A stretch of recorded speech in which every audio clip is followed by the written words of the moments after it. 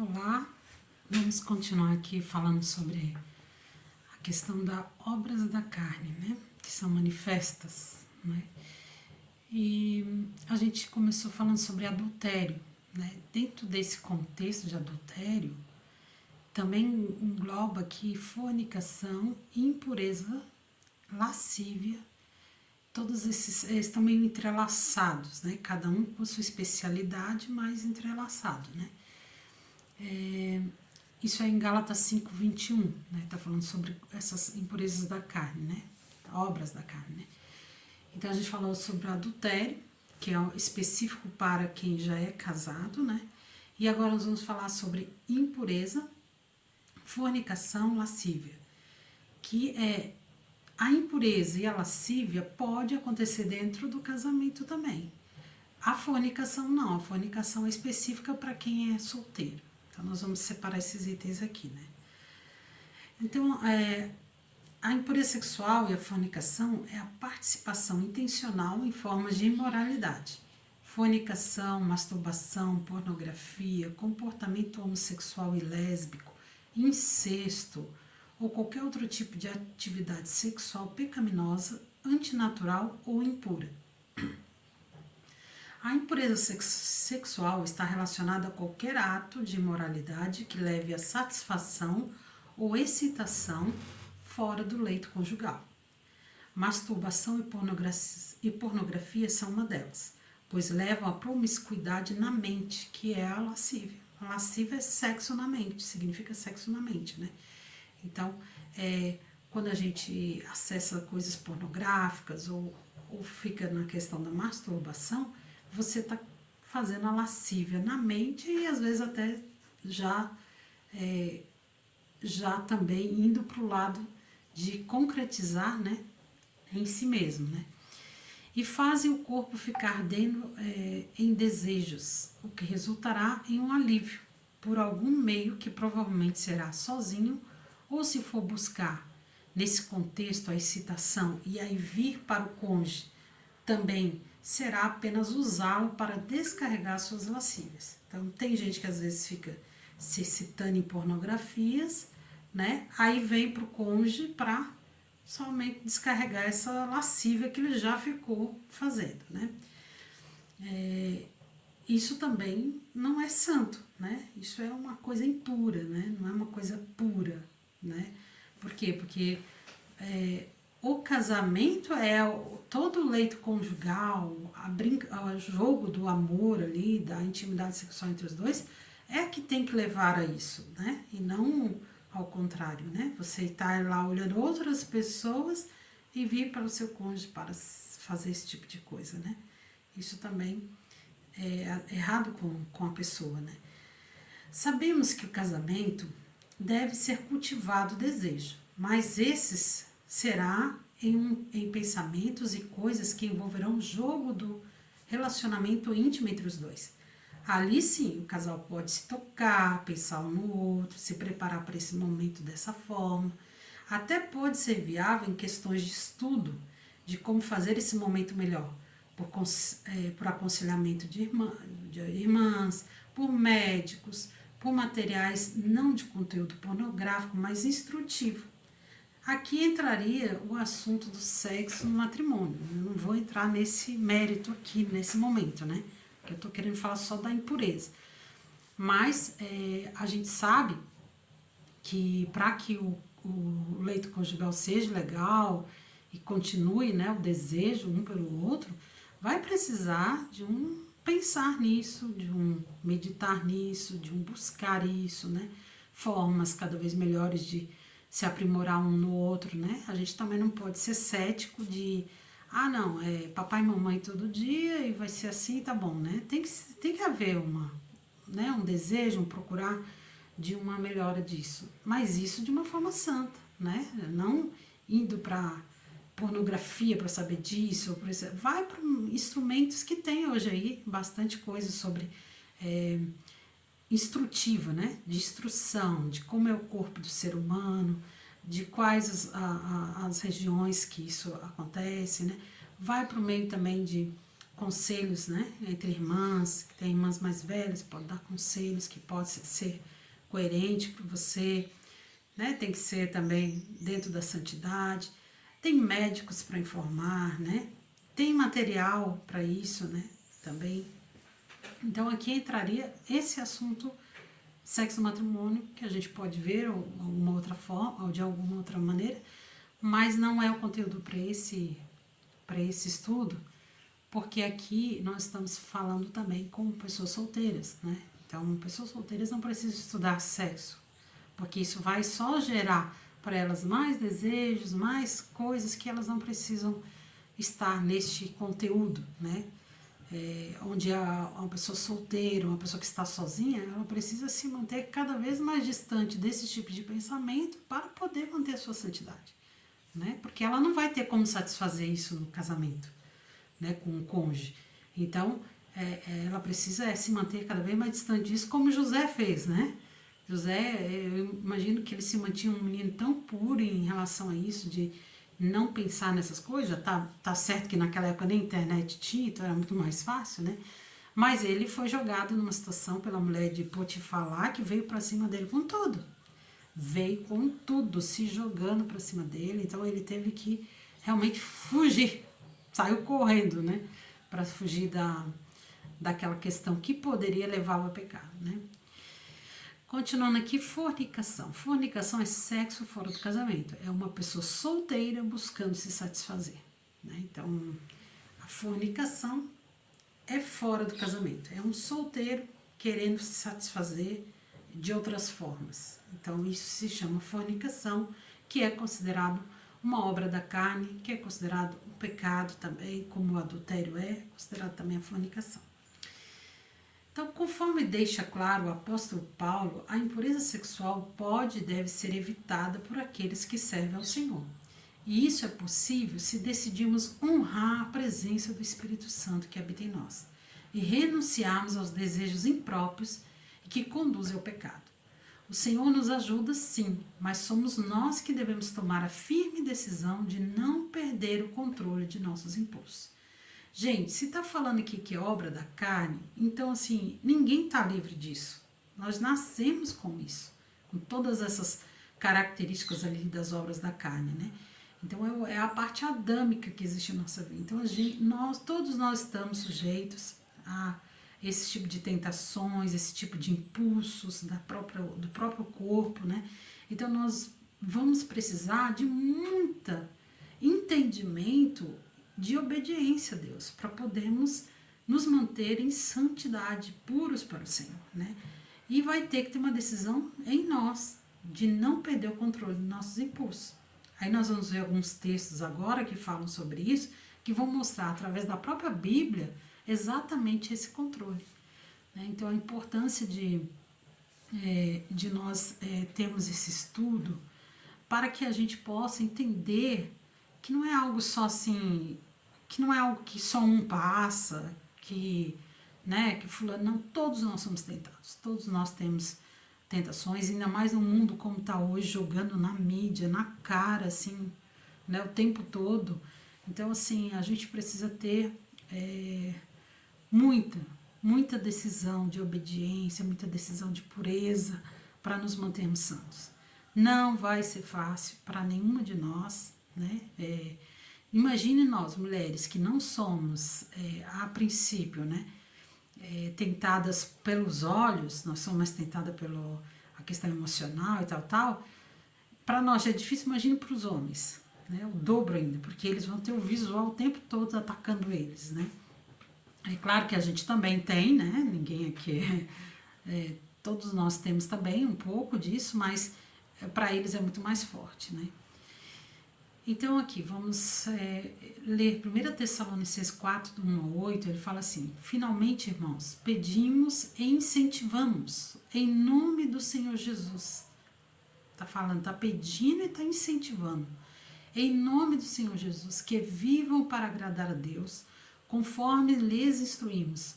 Vocês já vivem desse modo e os incentivamos a fazê-lo ainda mais, pois se lembram das instruções que lhe demos pela autoridade do Senhor Jesus. A vontade de Deus é que vocês vivam em santidade, Por isso, mantenham-se afastados de todo pecado sexual. Cada um deve aprender a controlar o próprio corpo e assim viver em santidade e honra, não em paixões sexuais como gentios que não conhecem a Deus. Nesse assunto, não prejudique nem engane um irmão, pois o Senhor punirá todas essas práticas, como já os advertimos solenemente, pois Deus nos chamou para uma vida santa e não impura. Portanto, quem se recusa a viver de acordo com essas regras não conhece a ensinamentos humanos. Não desobedece a ensinamentos humanos, mas rejeita a Deus que lhe dá o Espírito Santo. Muito sério esse texto aqui, né? Porque ele nos leva a...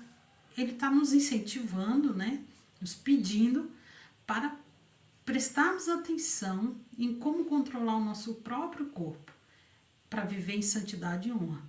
Não em paixões sensuais, como antigamente nós vivíamos, né? Os gentios, as pessoas que não conhecem a Deus, vivem assim, né? Mas cuidando, né? Para ter uma vida pura. Porque quem desobedece a isso, não está desobedecendo a ensinamentos humanos, ao que eu estou falando, ao que um irmão fala, outra aquilo, mas está rejeitando a Deus, que dá o Espírito Santo, né? Porque o Espírito Santo mostra para a gente, quando a gente está indo para um caminho errado, está começando a errar em alguma coisa, se o Espírito Santo mostra. E ele também nos mostra como agir de forma santa, né? Então a gente pode alcançar isso ouvindo o Espírito Santo em nossa vida, né? Aqui tem um outro texto que é em 1 Pedro 1, 14, 15, assim. Considera as palavras registradas em Tiago 1, 14, 15, que diz: cada um é provado ao ser atraído e seduzido pelo seu próprio desejo. Então, nós vamos ser provados quando nós formos seduzidos e atraídos pelo nosso desejo, né? Então, o desejo, quando se torna fértil, dá à luz o pecado. E o pecado, quando consumado, produz a morte. Então, primeiro vai vir uma ideia, né? Aqui, que está fora ainda, né? Aí, a gente vai olhar aquela ideia e pode despertar o desejo. Se eu puxar essa ideia e aceitar ela, aquele negócio, né? De ir atrás do pecado, né? Aí eu tô seduzido por essa ideia. E no momento que eu me seduzo e aí cai no coração, gera o pecado. E daí depois de gerar o pecado, só vai esperar a consequência dele para gerar a morte, né? Então a gente tem que cuidar muito com as ideias, com o que tá por fora, vindo, sim, sabe? Na nossa mente, nas nossas intenções, nos nossos desejos, né? Que é aí que mora o perigo, né?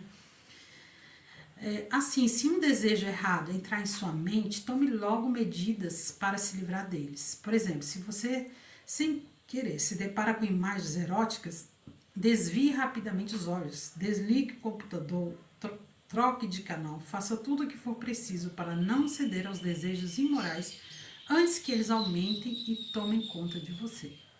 Então, umas formas de a gente se cuidar é cuidar dos olhos, porque os olhos é a janela, né? A boca é a porta, os olhos é a janela, é as formas que entram as coisas na nossa vida, né? Como filhos da obediência, não vos amoldeis às paixões que tinham anteriormente na vossa ignorância. Pelo contrário, segundo é santo aquele que vos chamou, tornai-vos santos também vós mesmos em todo o vosso procedimento. Né? A gente pode entender aqui que alguém pode ter pecado, pode ter confessado e o Senhor perdoado. Sim. Só que se nós não tomarmos essas atitudes de disciplina mesmo, de cuidar do nosso corpo, dos nossos olhos, porque a palavra diz que se os teus olhos forem bons, todo o teu corpo terá luz. Se os teus olhos forem maus, todo o teu corpo estará em trevas. Então, se a gente tomar essa disciplina de cuidar dessas coisas, nós não vamos reincidir novamente nos pecados de imoralidade, né? Então, assim, porque assim, o que acontece?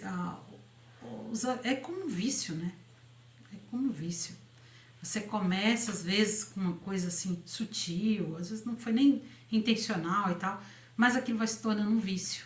Daqui a pouco, quando você se vê, você está envolvida numa atividade que você não queria estar. E foi por uma bobagem que você entrou naquilo, né?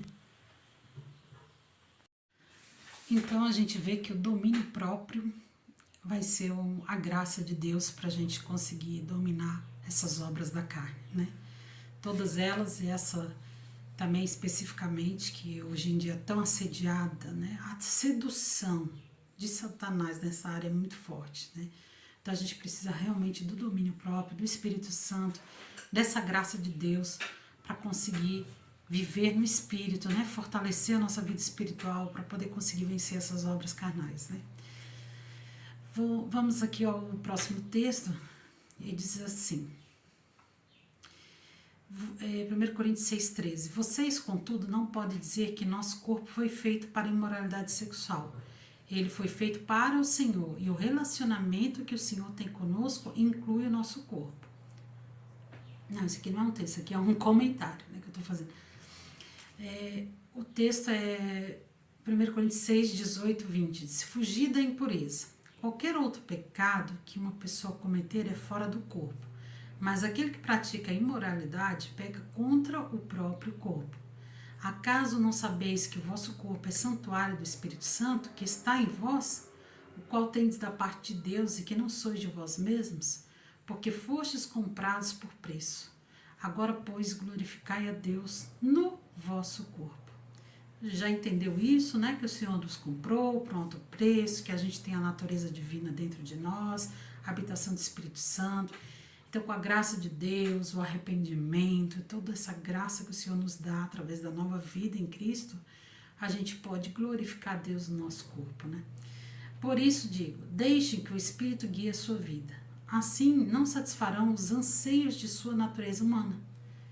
A natureza humana deseja fazer exatamente o oposto do que o Espírito quer, e o Espírito nos impele na direção contrária àquela desejada pela natureza humana. Essas duas forças se confrontam o tempo todo, de modo que vocês não têm liberdade de pôr em prática o que intentam fazer. Quando, porém, são guiados pelo Espírito, não estão debaixo da lei. Quando seguem os desejos da natureza humana, os resultados são extremamente claros. Imoralidade sexual, impureza, sensualidade, idolatria, feitiçaria, hostilidade, discórdia, ciúmes, excesso de raiva, ambições egoístas, dissensões, divisões, invejas, bebedeiras, festanças desregradas e outros pecados semelhantes. Repito que disse antes que quem pratica essas coisas não herdará o reino de Deus. Porque as obras da carne, isso estava em Gálatas 5, 16 e 21. Porque as obras da carne são manifestas, né? Que aí fala fornicação, lascívia, impureza. E os que são de Cristo crucificaram a carne com suas paixões e cobiças. Gálatas 5, 24. Então, nós que somos de Cristo, já crucificamos a nossa carne lá, né? Já sabemos que vamos ter essa luta constante da nossa carne e do Espírito, mas que o Senhor está conosco, né? Efésios 5, 4, 18 e 24. A mente deles está mergulhada na escuridão, andam sem rumo, alienados da vida de Deus, pois são ignorantes e endurecem o coração para ele, tornam-se insensíveis, vivem em função dos prazeres sensuais e praticam avidamente toda espécie de impureza.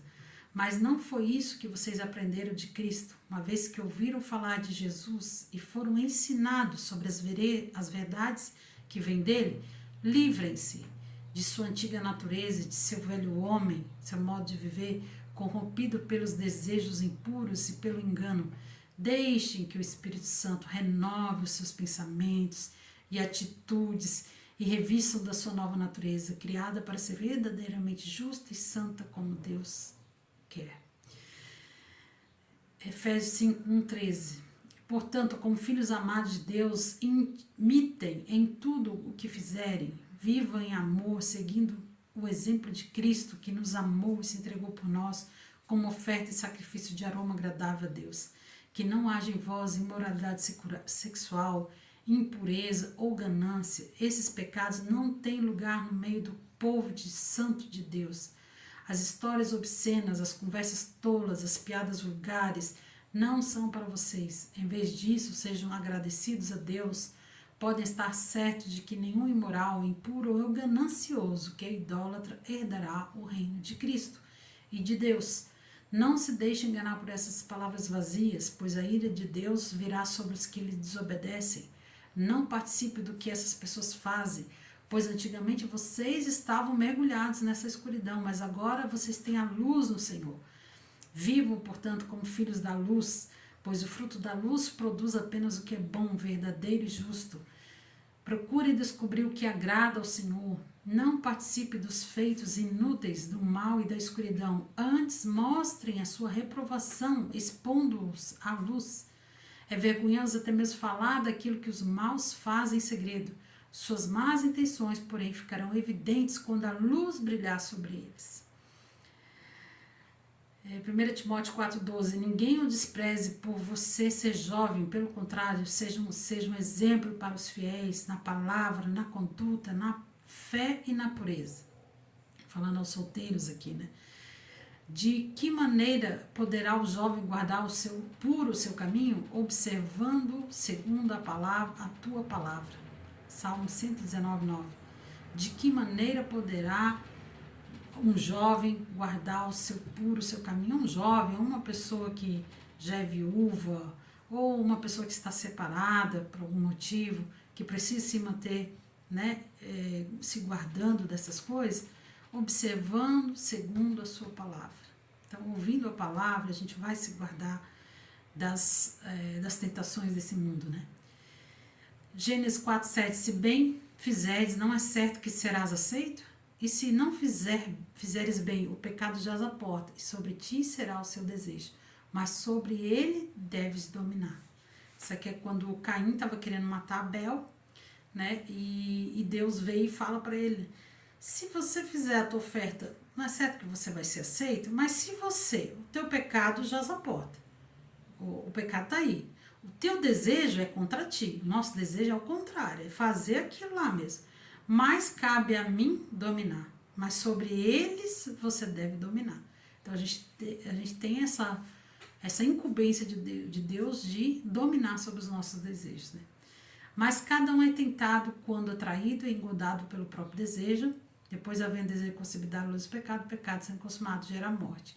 Mas uma vez que há tanta imoralidade sexual, cada homem deve ter sua própria esposa e cada mulher seu próprio marido. Aqui é onde Paulo está dando aquele conselho, né? Se não consegue viver uma vida santa, vive abrasado, então é melhor que se case. Então, o conselho de Deus, né? Um solteiro aí que está abrasado, vive, né, caindo nessa área, está com problema com isso, então que se case. Mas se casar nem sempre é a solução, né? Porque dentro do casamento pode acontecer vários fatores que não quer dizer que você vai ter uma vida sexual, né, na maior intensidade que você quer e da forma que você quer, né? Pode também trazer dificuldades nessa área, né? E você vai ter que aprender a viver na dependência de Cristo igual um solteiro, né? Há casos também de pessoas que ficam doentes, o cônjuge fica doente, você vai ter que se manter na santidade durante um bom tempo também. Então, o casamento ele apenas nos guarda, né? Nos dá essa oportunidade de termos essa questão satisfeita, né? Da questão sexual satisfeita no casamento, mas não quer dizer que não vai ter uma vez ou outra em algum momento também que se controlar nessa área, né? 1 Coríntios 7,9. Mas se não conseguirem se controlar, deve casar-se, é melhor se casar que viver em ardendo em desejo. Como pode o jovem se manter? Bom, já falei sobre isso. Então, pergunte-se. Então, estou plenamente convencido de que os padrões de Deus são justos? Acredito mesmo que segui-los resulta em grande felicidade? Eu viver nesse padrão aí de, né, subjugar minha carne e tal, eu acredito que isso realmente vai me trazer felicidade?